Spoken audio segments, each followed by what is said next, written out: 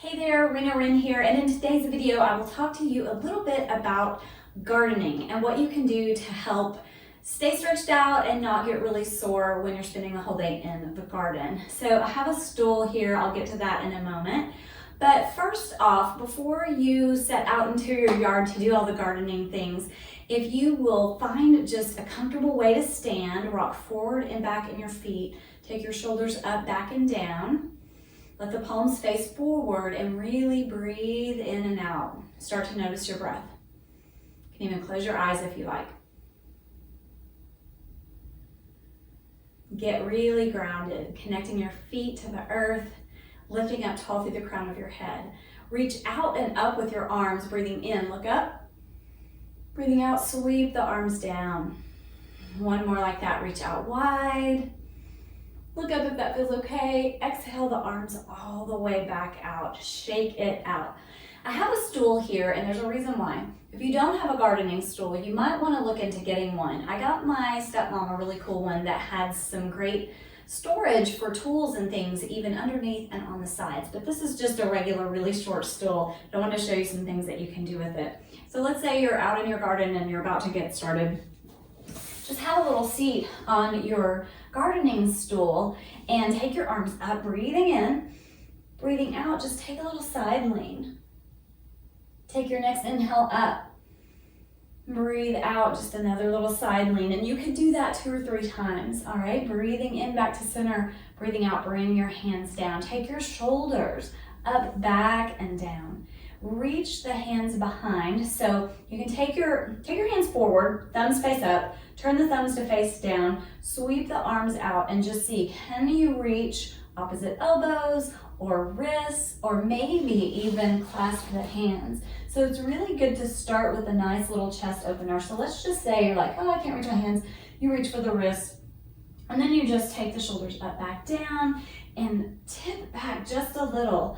And then really see if you can get a lot of space, shoulder head to shoulder head. You do a lot of forward folding in gardening, right? So it's good to start with opening the chest and preparing your body and creating some balance there in the spine. Another thing, and we yoga teachers and yoga students, we know this. We like to move our spine in all 6 directions every single day, multiple times a day actually. So I already showed you the side to side. Let's talk a little bit about forward and back with the spine. So what we're talking about is rounding the spine, rounding forward, and opening the heart and chest. And I'll show you from the side. So as you breathe in, big heart opening. As you breathe out, round, you can tuck the pelvis a little so you can see articulating through my back, especially the lumbar, what kind of movement that's getting. Motion is lotion.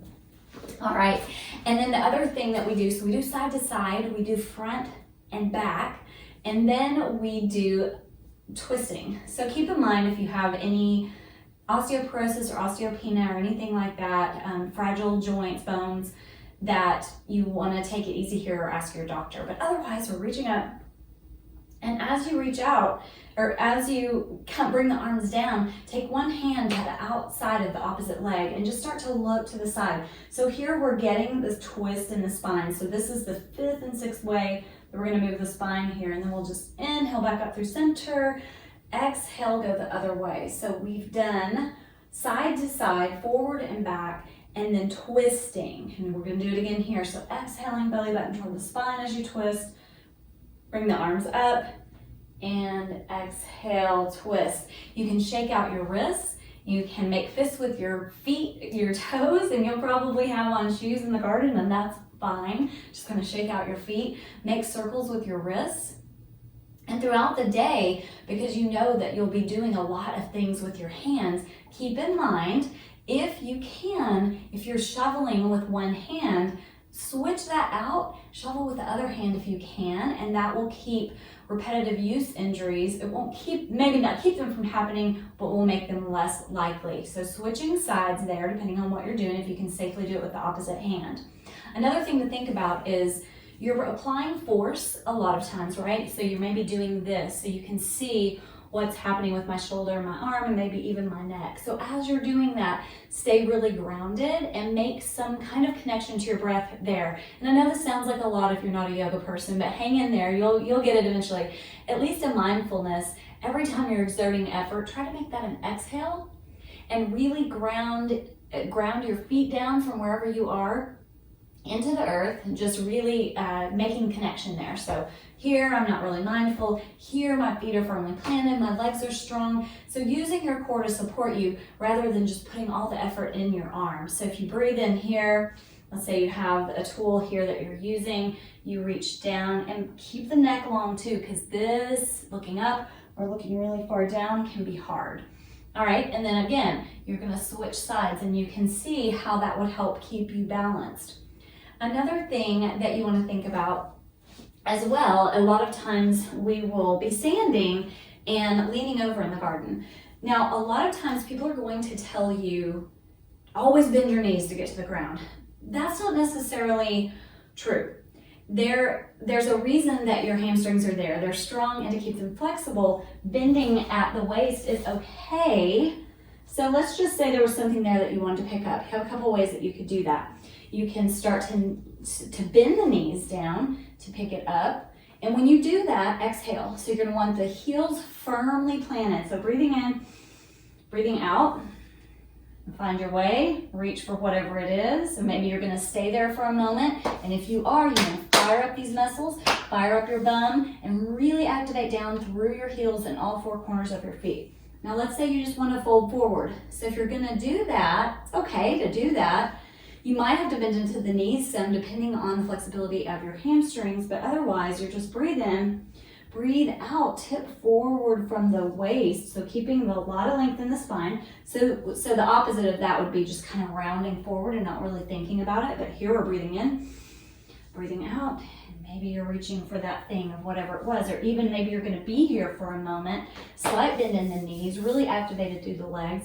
And if that is too much, that is your cue. If you feel unstable or it's taxing you, that's your cue to sit down on your handy dandy little gardening stool, which I highly recommend. And the other thing that you can do, if you do have a stool or anything else, it could be a chair outside, it could be against maybe even the outside, the exterior of your house, but you can take that big breath in, breath out, reach down toward that item. And if you're doing this at a wall, it would just be hands on the wall and same kind of thing. But here you can kind of nod your head yes, shake your head no. You can bend into the knee and lift just the heel and then do the other side and do that a couple of times. And maybe walk the feet back even. You could even bend into the knees a little deeper here. So what we're looking for is a stretch in the shoulders. So let your body cue you as to what, and when you need a break and what you need to stretch. Now if you're doing this stretch here, you can gently look forward, breathe in, and as you exhale, walk toward that item that you're using as a prop. And you can do all of those things standing as well, all those ways that we move the spine. So you can breathe in and reach up. You can put a little back bend there.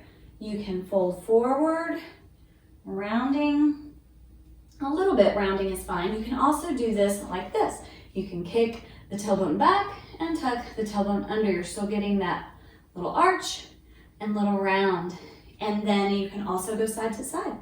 Here, just make sure your feet are firmly planted. If it hurts or bothers you to take the arms overhead, you can just keep them here. You're still gonna get the side body stretch. And then you can also do the windmill arms. And that's a little bit of a twist. Or you could just breathe in, bend the knees a bit, breathe out and turn toward that one side. Keep the shoulders down. Breathing in, come back to center, breathing out. So things to remember. Try not to do completely everything on one side. Use your grounding and power muscles, especially your legs, to help take some of the effort out of the shoulders and arms. And try to just keep it really balanced and use your breath. If you need let's do one more thing. So stretching the shoulders. You can bring the arm across, other arm across, Bring it up and over, stretching that tricep. Same thing over here. You could even put a little bend here. That really helps get a little more into the triceps. And then bring that down. Now, if you are like, I've already done the thing, I've planned all the things, I'm ready for a little break, check out this video for a restful practice for you to round out your day. Thanks for stopping by.